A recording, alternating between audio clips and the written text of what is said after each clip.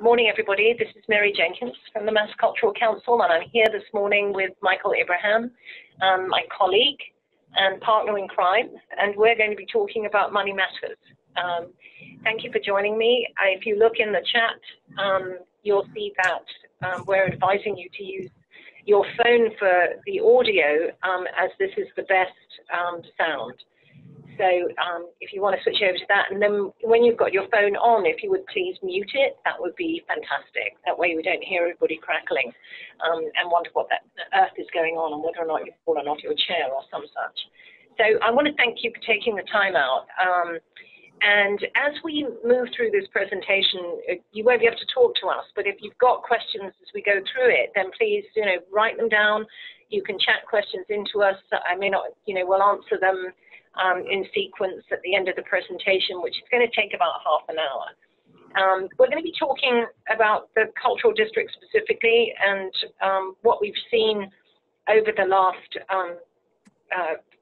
few years, last year in particular, for a cluster of the cultural districts, which we've analysed in a bit more detail.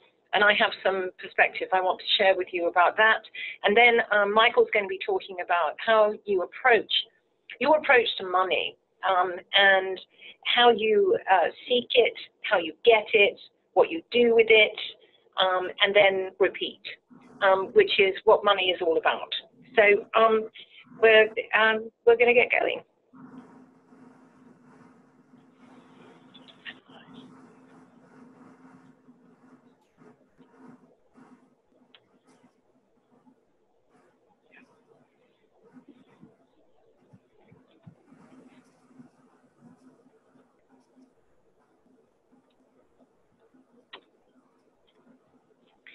So last year, of the 35 districts that were due to submit a yearly report, 34 submission reports. There are 43 designated districts, but as you know, not everyone designated in a year has to submit their yearly report. So we're looking at only 34 of the districts.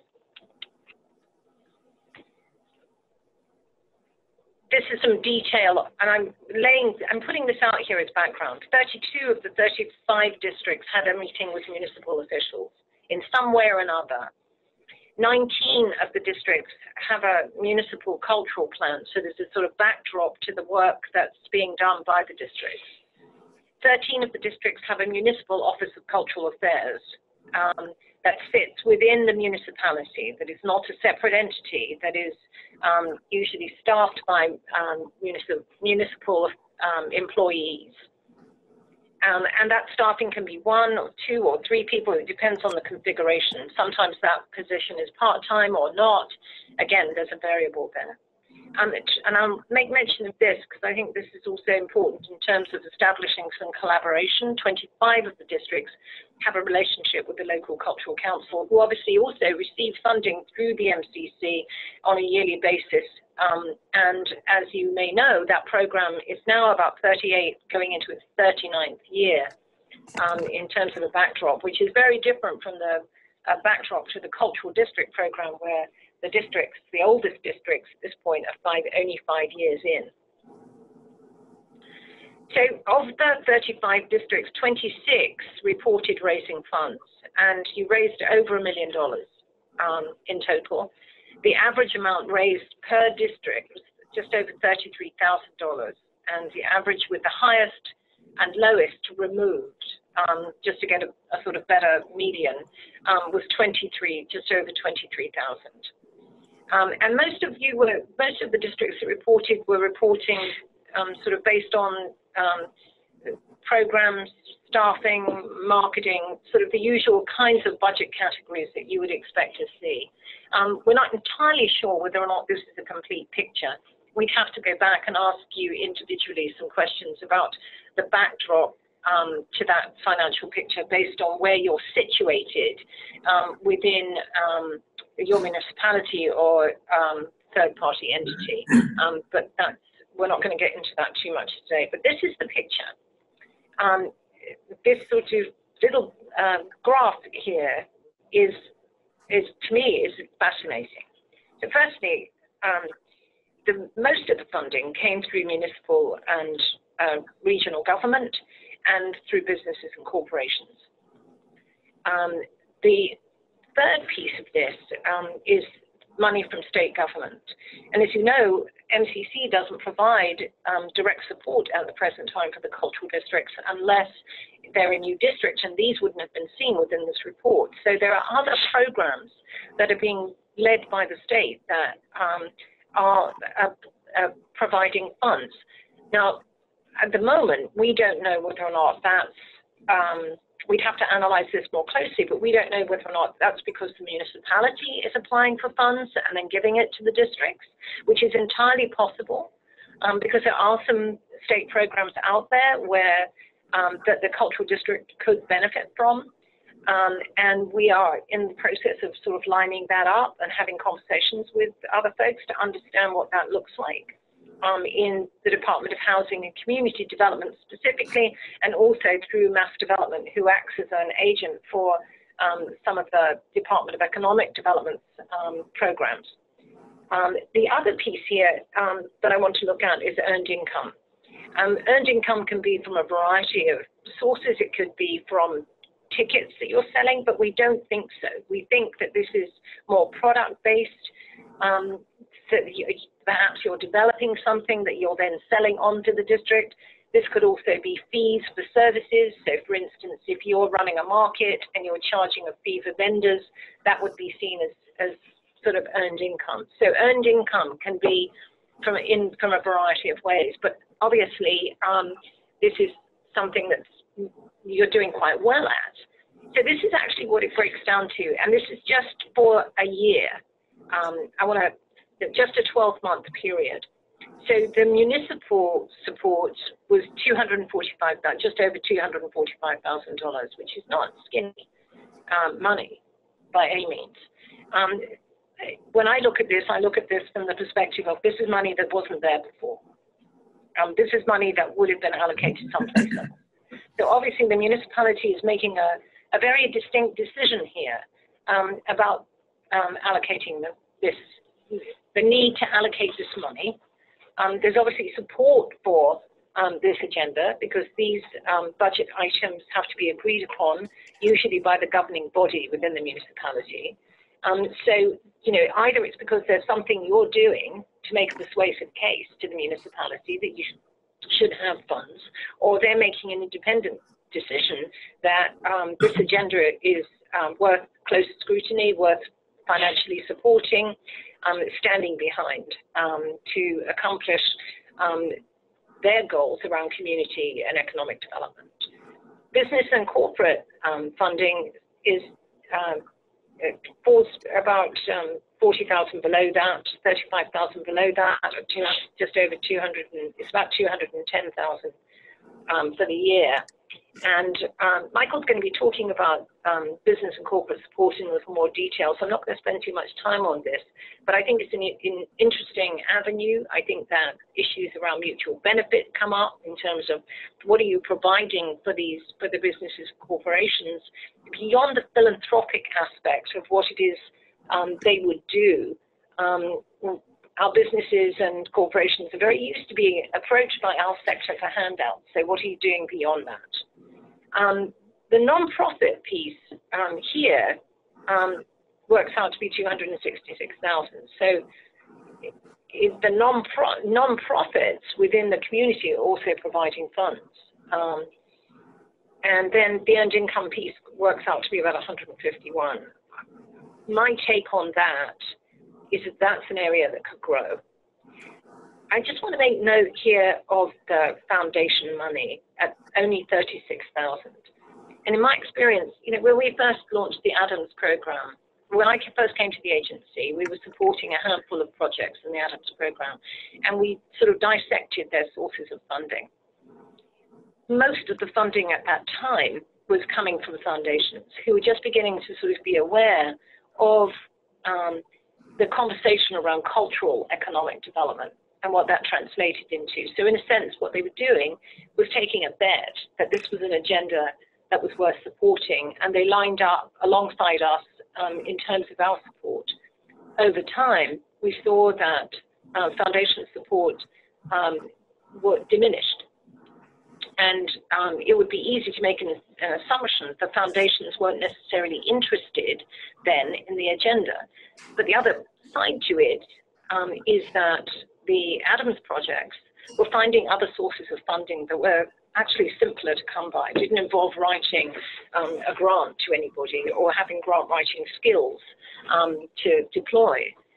And over, if you roll forward 10 years, foundations only, instead of being 95% of the funding, they only represented 14% of the funding in total. So I think it begs the question here is, are you letting go of foundation opportunities?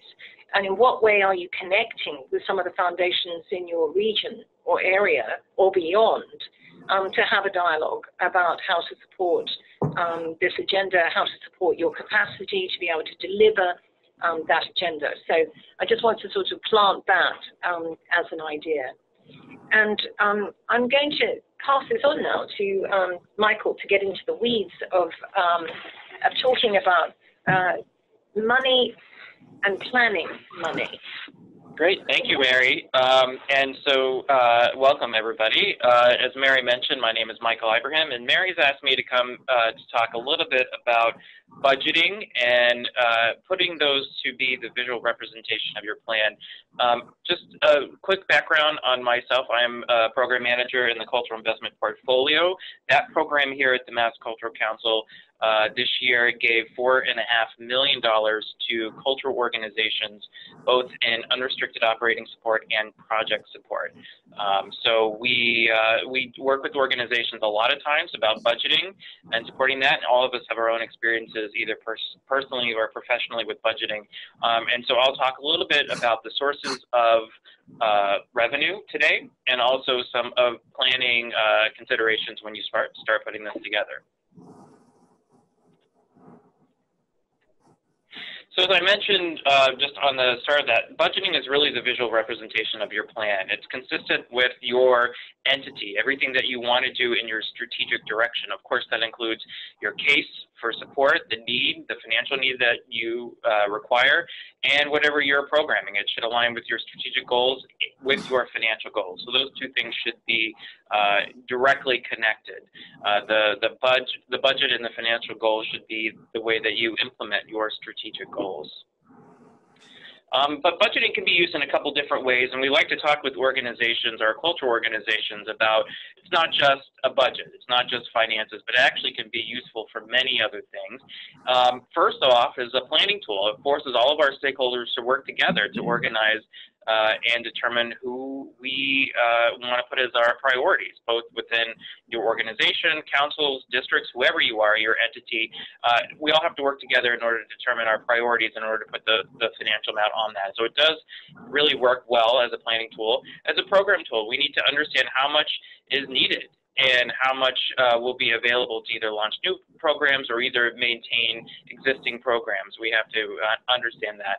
And then, of course, as a financial planning tool, understanding cash flow projections, when money is coming in, when money is going out, when do we actually need to have the funds in hand? How early can we ask another funder for more money, or how do we cultivate them? So understanding our financial planning is critical to that. It's also a form of management control over expenses. So looking at when are and how those projections become actuals. We need to know that. We need to be on top of that. So we know might need to know to course correct if we need to do that. If the expenses are growing more substantially than the income, we need to be able to, first of all, know about that. And then secondly, be able to make some decisions on what we need to do to either raise funds or eliminate expenses to keep our project budgets on track. And then, of course, as a development tool, and development here, I don't mean real estate development, I mean fundraising development. For this, we need funds from a lot of times contributed sources, as Meri talked about. Foundations could play a part of that. Individuals might be in there as well.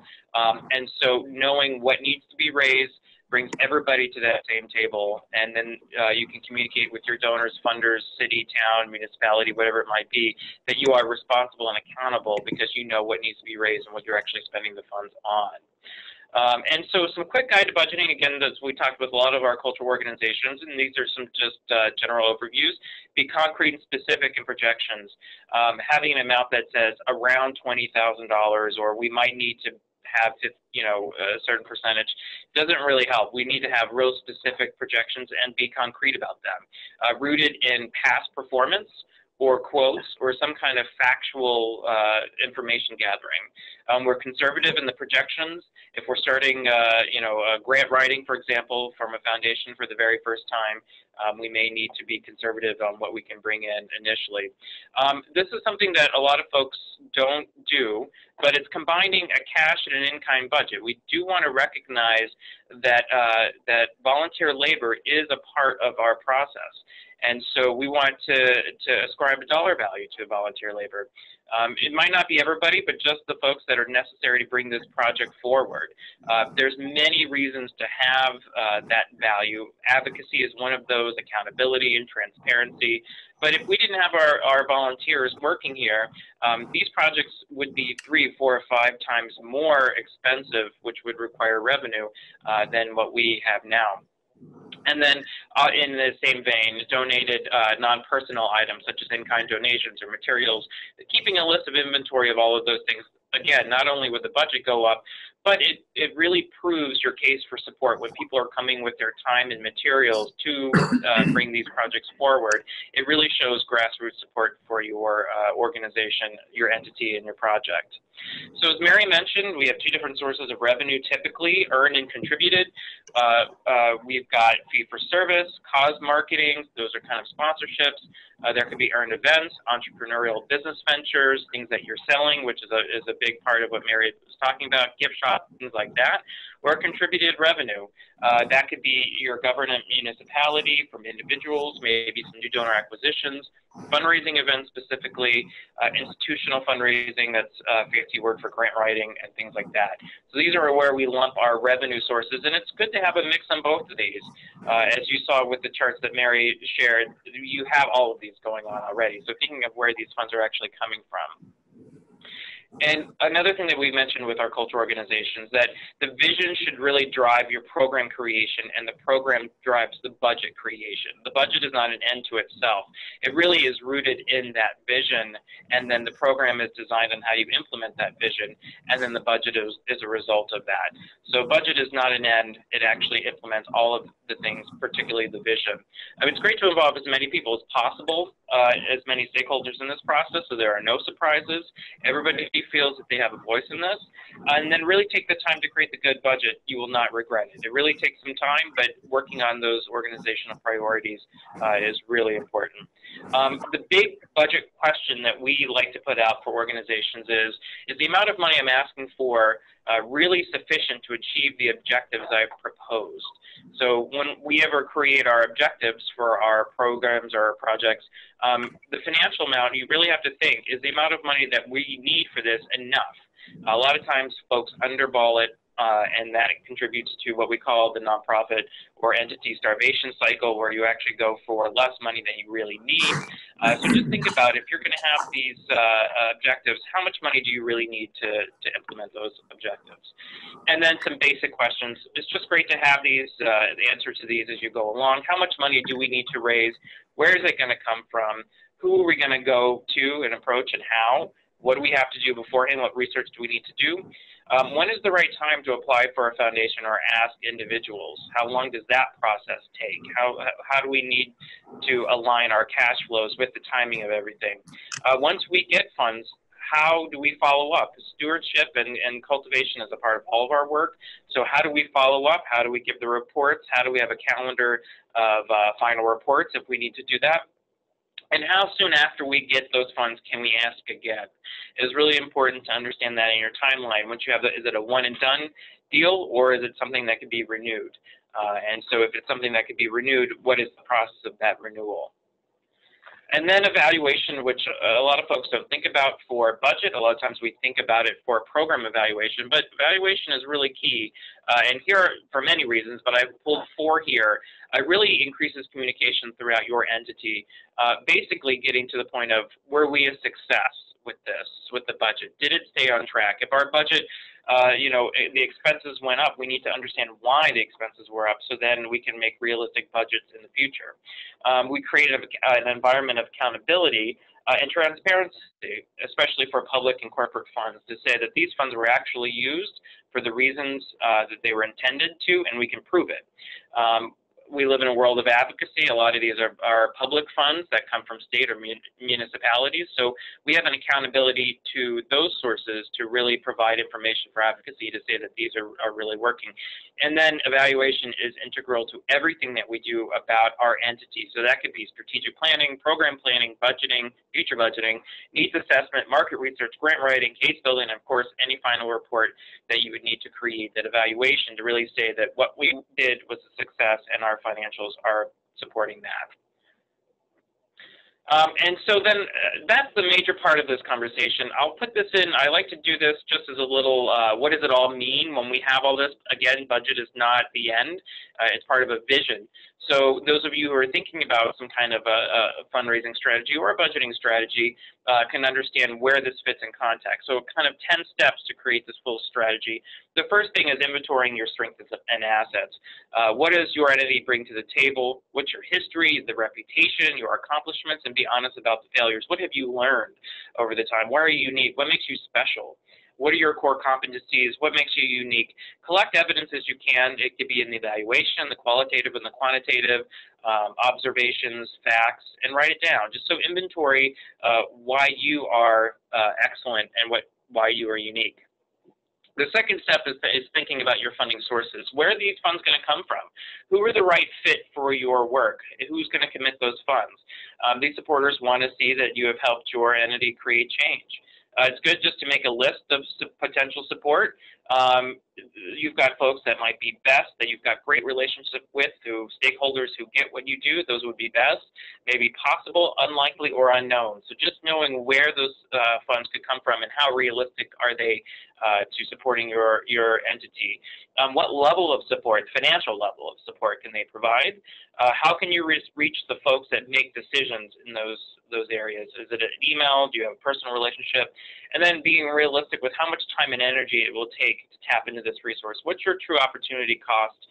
Not just the cash cost that it'll take to lay out your funding partners, but how much time and energy are you going to have as volunteers, mostly, to do this work?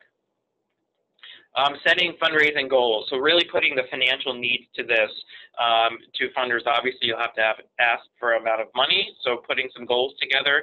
Research and budget the appropriate ask amounts. What typically is done for these types of projects?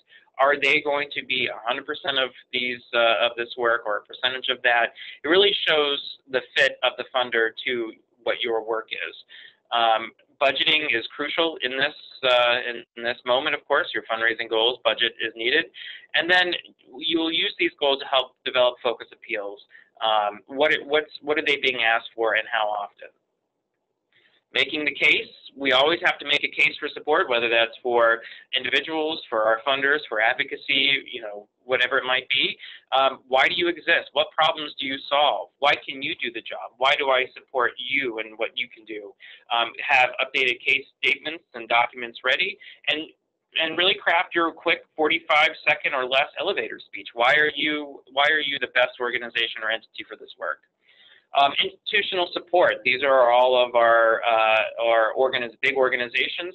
Many of you receive funds from these already, so the government, state, municipality, whoever it might be. Individual foundations, there could be family foundations or corporate foundations are in there as well. Businesses, hospitality and leisure areas, religious institutions, labor unions. There's United Ways, Community Chest, Rotaries, Chamber of Commerce. All of those types of things could diversify your institutional support areas. So it's something to think about. What do they look like? How much do they give? What's realistic? Especially if you haven't approached these folks at all, if you've never had funding from them before. What's conservative in order to understand a first-time level of support from these folks? And then taking it a step further, we don't have many individual supports, but as you might know, in traditional cultural organizations, individuals provide the largest source of support for our organizations. People give to people. It's usually the largest and most consistent supporters. So it's really a good challenge to think about how individuals can play a part of your program and your work. The biggest thing here is that you would really want to think about acknowledging them and stewarding these individual donors. Don't forget that individuals also give in kind and they volunteer. Philanthropy is not just dollars, but it's also time and effort. So how you work with them in order to do your work, and how do you match what you need to do with what the donor needs, what their values and their interests are? How do those two things come together? Preparing a plan, this is a logistical thing. Now you've selected where your institutional and individual funders might come from. Now what? You typically organize and schedule the work that lies ahead. What tasks need to be done? Who's going to do it? Who's going to solicit? When does that happen? What's the timeline? What's the next steps? To really create your tactical plan for this to actually happen. Communication is key here, especially if you're working with multiple stakeholders within your entity, that you're not double dipping. You're not asking the same person twice. You're not approaching the same corporation or the city. If that happens, it looks like you're not organized and that you haven't really decided what your plan of attack is. So really coordinate within your entity to understand who's doing what. And then making an approach. Who should do this? Who should approach the city, the town, the foundation, the individuals, whatever it might be? Do they have all the information they need to make that happen? How much are they asking for? When is that going to happen? Are you going to have a good rehearsal for that? Is there enough information and communication with the organization to actually make that happen? Building the relationship. So hopefully, once those funds are in hand, it's not just professional, but it's also very personal to build these relationships to really show the impact of the work that you're doing. You have to build it and nurture it. You keep donors interested and involved. Definitely communication is key here. To be able to communicate the return on investment. What's the measurable results of this donation or grant? This is why evaluation is really critical, because evaluation really shows us what success looks like and where you would look to find success. So we can monitor and evaluate the financial budget, but also your programs at the same time. Did we do what we said we wanted to do? Did we use the funds effectively? Did we use it the way that we intended to? What does that annual report look like? And then finally, if you were told no from your individual or institutional funder, does that mean not yet? And if not yet, when should I come back? And if it's not this particular project or process, if it's not this, then what would they be interested in supporting? So you want to leave leave the door open to the relationship. But really, it's just a no does not necessarily mean we can never talk to you again. It might just not be an alignment of timing or mission or guidelines or the right person. So that's really my section, and we'll have a conversation here, but if you want to reach out and contact me, my email address, obviously that is not my picture, that's Keith Lockhart, but you could reach out to me on email or phone. But these are very typical questions that we would run through our own grantees in the cultural investment portfolio, of really just getting a ground level work on budgeting and how the financial element aligns with what we want to do with our strategic direction, how those two things are integrated and connected. Once we have those connected sets, both the financial and the non-financial, it really does make your case for support that much clearer. So thank you, Michael. Thank you. Before I unmute everyone, I have a couple of questions for you. So in your mind, what do you feel hampers progress around finding money? It's not a clear case where the goals have not really been established of what you want to do with that. So we're not looking for a handout a lot of times, as you mentioned. It's really an investment in moving the needle forward or creating or achieving those measurable objectives, whatever you've set out the project to be. And a lot of folks get swamped by needing money, and so those measurable objectives don't come up to the timeline. The whole point of this is not to raise money, it's to actually implement your outcomes. That's the whole point of fundraising, and so we get swamped with the day-to-day that we don't look that far, and also it takes some time, and so it's the logistical commitment of energy in order to do that, to do it well. A lot of our times it's spent getting that first donation or that first gift, and then we don't do the relationship building that's needed on the back end, and so we lose that. And it always takes us more money, more time, more energy to get something for the first time than it does for us to keep something. So the back end of whatever this happens, and that's in the valuation, is the critical part of it. So it's the being upfront about the time and commitment for that. And then if things don't go as expected, how do you talk about that circumstance to a funder? So I think funders actually enjoy that conversation. I mean, it first of all shows that you're monitoring and evaluating. And they may be able to bring some expertise to the table that you don't have, because at that point they're interested in the project. They want to see it happen. You know, they believe what you believe. They want to get to those outcomes. So the fact that you're honest and transparent about that, I think that goes a long way to actually build stronger programs. Yeah. Okay, now what I'm going to try and do here is unmute everybody so that you can begin to ask us questions too. And there you all are. So good morning. Does anybody have a question for us? One comment I will make is that there are a few things I see in budgets that when people aren't quite as confident, and it shows up in budget categories. Obviously, if you've got staff, then they have to be paid. I mean, that's a number one commitment. But where things sometimes fall short, or where you begin to see a district kind of shortchange itself, is in marketing. Unless you've got a plan, a sort of a social media plan where you're not laying out expenses for marketing, and that has to be very clear, then marketing tends to be shortchanged. And the other is on fees to the people that are delivering the programs for you, and that primarily is to artists. So I would, I urge you to really be thinking about your fee structure for the artists that you're employing on a local basis. So those are two sort of budget categories that are worth spending some time on. So questions?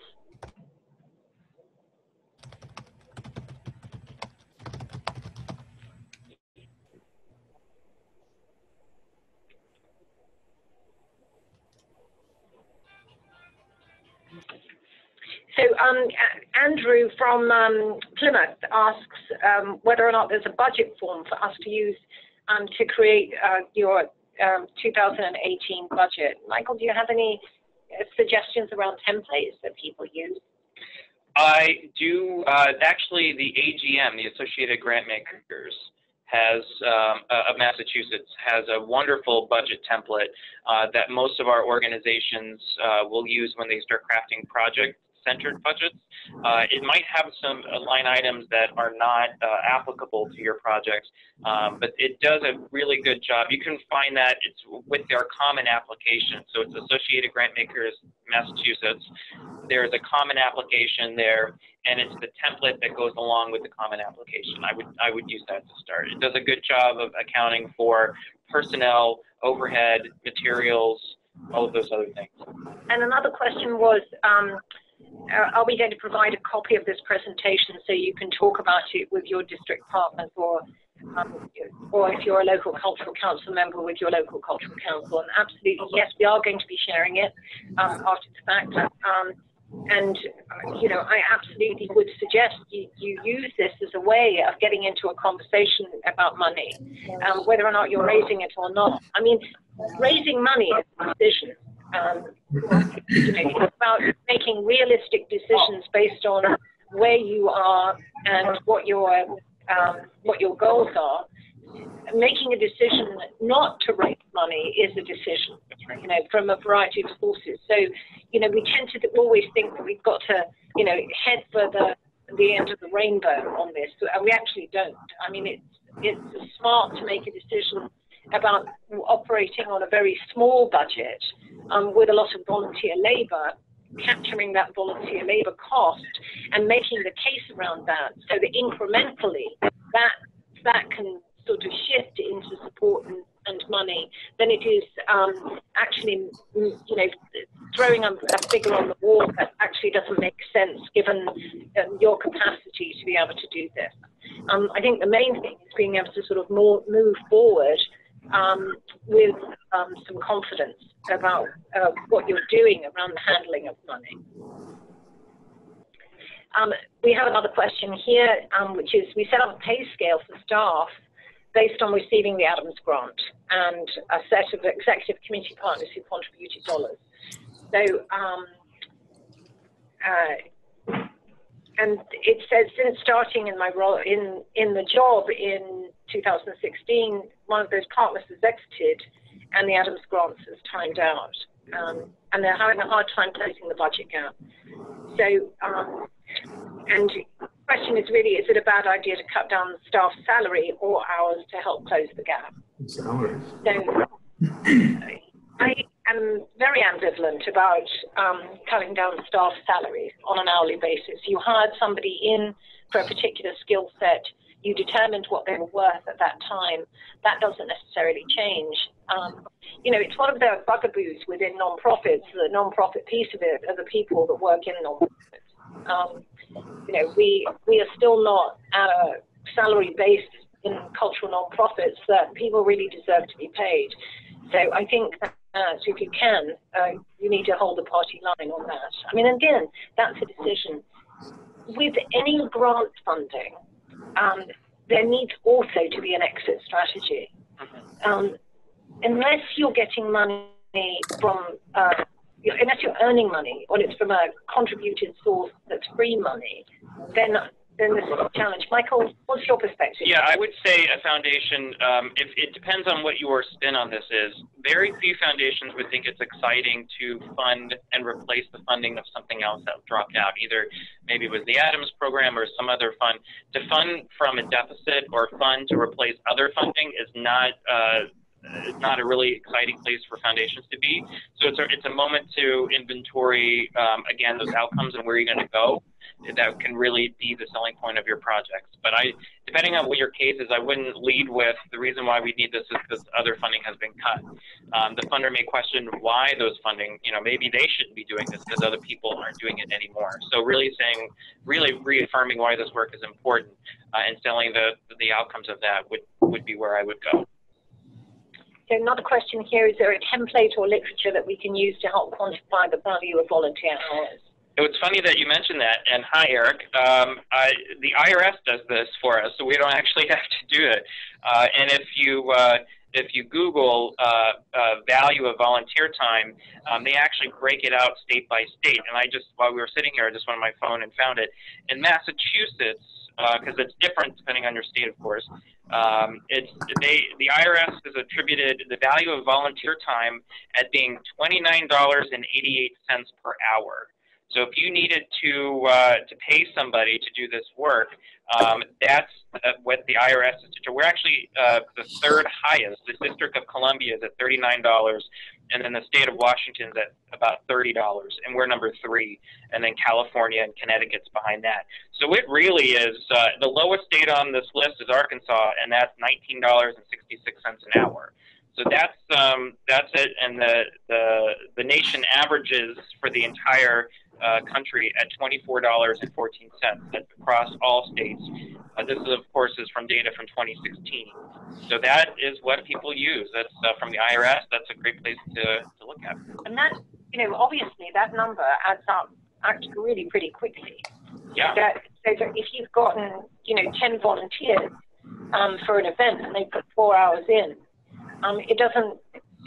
do the math. It doesn't take much to sort of say this is the kind of contribution we're getting. Yeah. However, if you're going to do that, what tends to happen is that people say, oh, well, if you've got volunteers, you'll always have volunteers. Whether or not a volunteer group really speaks to your capacity to be able to grow, yeah, and whether or not you need to translate any of that over time to a sort of paid staff on a contract basis or whatever it is. And just so you know, last year, the IRS says 63 million Americans gave 8 billion hours of volunteer service, worth 193 billion. This is major. So, the question here, it's the Associated Grant Makers of Massachusetts that has the budget template. That's right. That you can use. There's associated grant makers in each state, and there could be regional grant makers. And foundations, if you're a small family foundation, you don't have professional staff, it's just a really, a few family members getting around and making decisions. A lot of those family foundations will use the AGM materials because they don't want to create their own application process. They use the standard budget and the standard application. So yeah, associated grant makers. So another question here about volunteering and what that translates into. So, many of our organizations are extremely good at finding people to help support the work. So the volunteer ushers, volunteer, you name it. There are people who come and stuff our envelopes for our printed mailing materials. Mm-hmm. They turn up on our events. They move the chairs. They sweep up. They do all kinds of things. These are people that you can count. And part of your they're a sort of backdrop to your ability to be able to do your work. And I don't think this is something we talk about enough. In a district, or even in the cultural community, if you're coming at this from an LCC perspective, wouldn't it be interesting to begin to kind of put that picture together within your community? Because it's a powerful one to feed back to your own community about what that translates into. It takes the commitment of a lot of people to provide the kinds of programs and energy to our communities that you all do. And Eric, I see your question, since you mentioned the CIP in particular, I can speak to that. The CIP, that stands for Cultural Investment Portfolio, which is the name of my program. We look at cash expenses only, so I just talked about the goodness of volunteer time, but it is something that you would want to, if you were thinking about applying to that program, in your community involvement and support section, to put that value there. While we don't look at it as a budget criteria, because we look at cash only, it would be too hard to standardize that across people's data collection. But it's an amazing evidence of support for your organization, its mission, why you exist in the first place, what your real values. If you have people who volunteer for your organization or your entity, they give them their own time, that really is a good indicator that there's evidence that you should be existing and then your work is valid. There's a question here about recruiting volunteers to help achieve our outcomes. And I think, Michael, what's your take on Sure, and this is a conversation. I wouldn't just label this to volunteers. This is the same as donors, board members, volunteers. We're all philanthropists at this point. And the things that really work well with organizations is just being clear about what you actually need, the skills, how long it's going to take, where people can plug in, and broadcasting that. The worst thing that you could do is say, oh, just volunteer and we'll find you a spot. That people are not going to do that because it doesn't seem organized, or know that they're very limited time, and everybody's got limited time for sure. There's always a million things going on. To say we specifically need these things, and then put it out related to the skill sets, and then once you align what people want to do with what you need, that's a win-win. I see the comment about student interns. Yeah, that can be tough because they come in and out. I teach at Boston University, so I know that. It's very hard to keep them. By the time you train them and get them up and going, they're gone.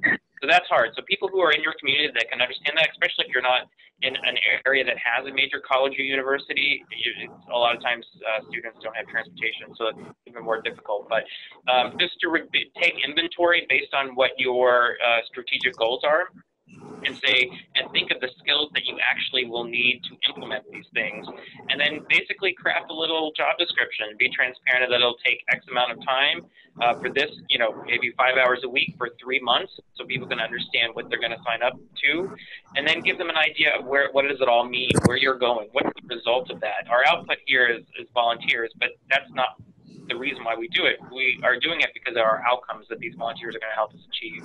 So just clarity of roles and expectations really do help a lot of times. think one of the things also about volunteering, and I've worked with large bodies of volunteers in sort of previous positions here, is that if people don't know what you're doing, if you're not telling your story to a broad enough population, and you're not inviting them to get involved and have a mechanism for them to do it based on the time they have available, then you're not positioning the sort of volunteer piece of this well. Yeah. You know, it's not just about you having a need that you want them to fulfill. It's how they are going to be engaged in something that's bigger than them in their own communities. So we're living in this sort of circumstance where a lot of people have lived in their communities for a very long time, and they're very busy, very kind of caught up in their family, they're caught up in just maintenance, life maintenance stuff. So, you know, time is a precious commodity. Sometimes, you know, the way we structure sort of volunteering doesn't work for the people that are in front of us. So you have to figure out in what kind of time frame people can volunteer, and whether or not it's sort of like long-term volunteerism or short-term. You know, if you've got if you, for whatever reason, have a number of financial people living in your community that you'd like to access and have a conversation with about money and how to manage money, you could probably get them in the room together for about 2 hours for a debate about what that's like. But you're not going to get them to necessarily sit on your board. So it's whether or not you can, you know, is there a both and to an approach to thinking about sort of volunteer support in this way? And I would say, just as a piece of logistics, because managing volunteers can take a lot of time, and sometimes you might not feel it's worth it. Many of our organizations will create something simple like a Google Drive where it's publicly viewed, where you have everybody's name, their assignments, and some check-in milestones, and people go in and log in with their successes or where they've done. So everybody can see what people are working on in one place. So a little bit of that is public shaming, a little bit. Folks haven't done their work, but it's a good way for everybody to be on the same page that people are actually working. So some kind of technology to share that would be beneficial. I think there's a couple of other things I also wanted to mention here too, is that we have ample opportunity, and we're encouraging this, whether or not you're an LCC, whether or not you're an organization or you're a cultural district, to hold annual meetings about your work. Make a decision about who to put yourself in front of. Make it a celebration of the work. So you have an opportunity to be able to talk about your accomplishments and talk about actually where you're going next. Because where you're going next is what excites people and they want to be involved. And do that in a way that sort of connects it absolutely to being able to speak to the community. We all live, work someplace, and it's in that place that we care about, you know. And if we're asked, we'll step up and do something and assist, whether or not it's money, whether or not it's our time. You know, there's obviously a balance between the two. So I think that being able to sort of figure out whether or not you can check the box around are we positioning ourselves as well as we might is also part of sort of figuring out the financial piece of it. So I would urge you to do this. And then the other piece of this is that if people are giving you money already, they can become ambassadors for you. And they can talk about why they're giving money. So a testimonial or some kind of support is another way to go. I remember one time working in an organization, and I met someone who was extremely wealthy. And his opening gambit with me was, "I'm not giving you any money." And the reason he wasn't going to give me any money was because we were an untried organization. And I actually said to him, "I actually don't want your money, but I want you to do something for me." And he said, "Well, what would that be?" And I said, would you lend me your house for an event?" And he did. And he hosted an event. He paid for the catering. He opened up his collection, which is really what I wanted to do. And it was a substantial, it was a very generous way of actually sort of saying, okay, let's see what you're going to do with that. And that paid off in a number of different ways. So think about the ambassadorial nature of what you want to do. Other questions? Is anyone totally stuck? Does this, what we're saying here resonate for you? If you're sitting there thinking, well, I'm doing all this, then, what questions sort of come up for you? Can we just sort of talk a bit about fundraising fatigue? Oh, sure. Yeah. Well, it's there for sure. And part of that is, I think, going to the same folks, for the same reasons and not having anything interesting. And it's a lot of times rooted in not having a plan or any goals. It's just, we need money, we need more money, the same money, we lost money.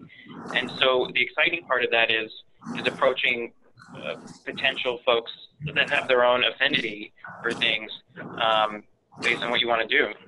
So it definitely, but that's why the volunteers are crucial with that.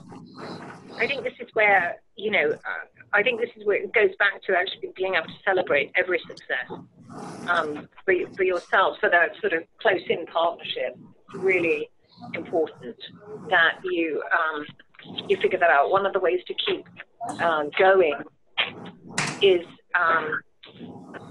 to be able to reflect upon what your track record is, where you've been. And I would absolutely suggest you do that. Question here about, it's hard to get the partners in the districts. I think this is specifically to help with fundraising, since so many are non-profits themselves and they don't want to jeopardize their contacts. This is a very real conversation. The last thing we want to do here is boulderize the efforts of the non-profits that are in the community. And one of the key conversations to be having and to get familiar with is actually what that looks like for the organizations within your community. What's happening around infrastructure issues for those organizations? Where are they? Who's coming up? Who's got a capital plan coming that they need to kind of raise substantial funds with? What's the timing on some of this?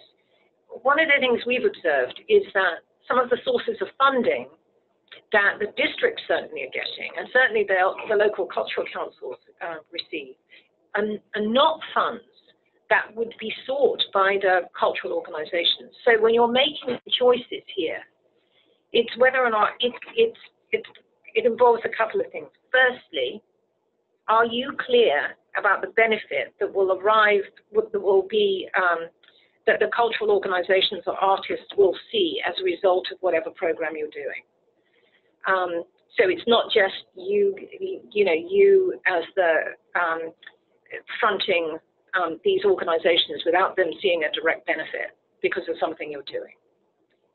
So when you're designing programs, to what extent, the question of to what extent they're likely to benefit, because they'll see an increased audience, they'll see money come through in a way at the back door, not necessarily the front door, but they'll see it come through the back door, is likely to be the case. And that's something I think that's worth monitoring. In terms of the sources of funding, again, this is about being transparent about what you're doing. In my experience of sort of working in partnerships, sometimes this is a perception, not a reality. So that being clear about the sources of funding, being clear what you're going to go after, being clear about the use of that funds can help offset the idea that people are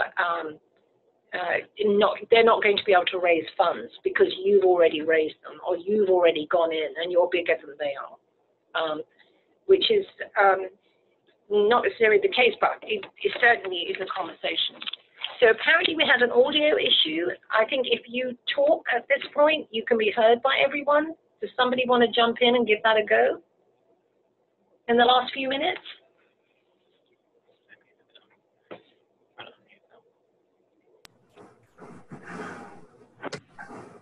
Want to try that again?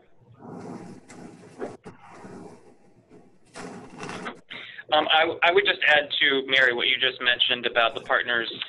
This is difficult, and so we work with many organizations, particularly service organizations, that work on behalf of an entire field.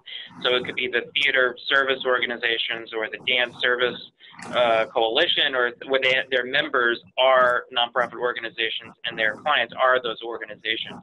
And so this is a challenge that they face all the time. And so our work with them really centers around the communication with those partners to say, what are your fundraising priorities? What are our priorities? Obviously, an institution that's working on behalf of other people would have a larger scope or a larger scale, or be able to take the individual work of all those other organizations and make something out of it. And so there is a different message there that the individual cultural organization, the nonprofit, or whoever it might be, is not unlocking, because that's not their scope. So the thing that is really helpful is just to have these folks sit down and talk about what their fundraising strategies are, what their priorities, what they're going to be raising funds for. Obviously, you're not going to be looking at each other's donor lists or anything like that, but just understanding what their strategy is.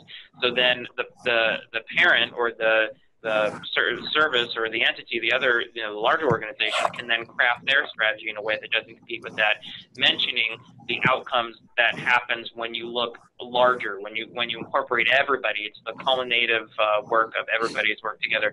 It's very similar to organizations who are nonprofits who are centers for the arts, like the Boston Center for the Arts here in Boston, where there's different resident companies that all work under there, so they don't compete with that work, but they talk about their ability to do larger scale work that bring people together, convening, to create, to really move the needle forward for the entire field or sector. So that's just a different message, and I think those are successful in what Meri was talking about, unlocking funds that otherwise would not have been given to individual institutions. This is a big one for foundation grants, where foundations may want to look at a larger picture instead of just operating support for a single cultural organization. It's there, definitely, but they may want to have a larger impact or be able to look beyond the confines of a particular organization. So this is where a lot of those organizations' foundation support or government support is usually more attractive. I think the other piece, the kind of couple of other pieces that strike me also. One is that what we're good in an informal sense is sort of bringing people into the sort of public realm with us around our programs. The question then is, how do we give them information about what's going on in the community, in our organizations, that it's coming up actually, so that they can respond? In a sense, how do we get them to come back? So if they're inclined to sort of walk into the space with us around our art walks or our exhibits that we're doing or whatever it is, how do those people then buy tickets?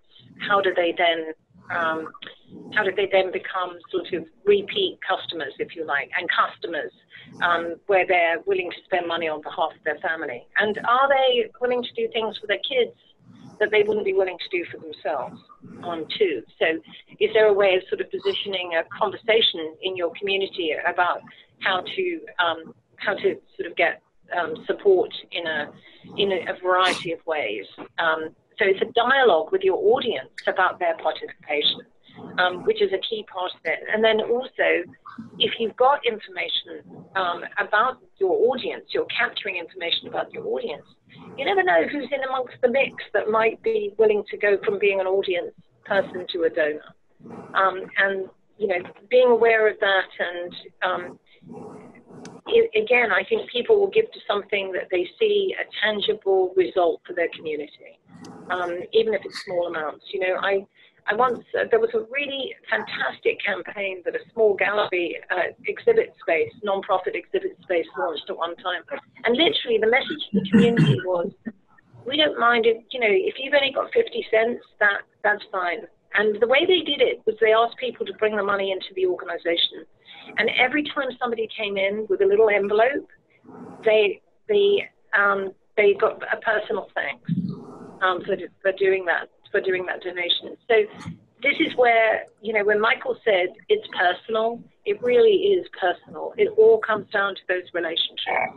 And I know we're all incredibly busy, but that's the meat and potatoes part of this backdrop to sort of having a conversation around money. Great. I agree. Okay, Michael agrees. He's not here. So I hope, you know, this is just the launch to a conversation around money, money matters, how to do this. If any of you have questions that haven't been satisfied, please feel free to get in contact with Michael. His email address is here. And of course, you can be in contact with me too to have a deeper discussion that's specific to your circumstance.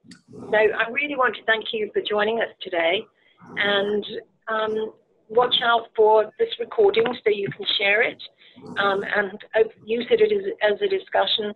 And then we'll also send out information about the next convo we're going to be hosting. So thank you. Thank you so much. And thank you, Michael. Thank you. Goodbye. Bye.